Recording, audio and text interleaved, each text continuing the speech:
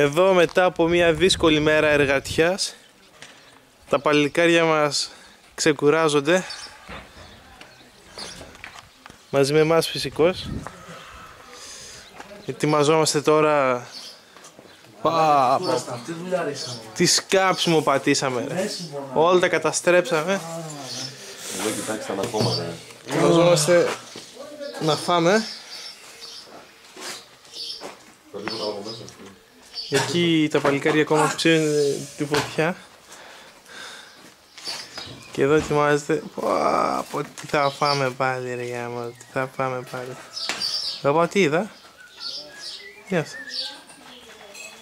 Ο κόλλος σου, τσάου. Τσάου, πάρ' τον κόλλο σου λιγάκι ρε. Πάρ' τον κόλλο σου λίγο. Να, τι. Absolute. Πάλι θα πιούμε, πάλι θα μεθύσουμε. Παλικάρια είμαστε έλεος, έχεις να κάνεις μια δήλωση μετά από τέτοια κουραστική μέρα από δες ο υδρότας. Να τους υδρότες. Να τους. Η μέση μου πονάει, πονάνε τα μπράτσα μου, τα στήθια μου. Ας τρελή δουλειά. Ο κόλλος πονάει από χθες το βράδυ. Τη μάνα σου ρώτα.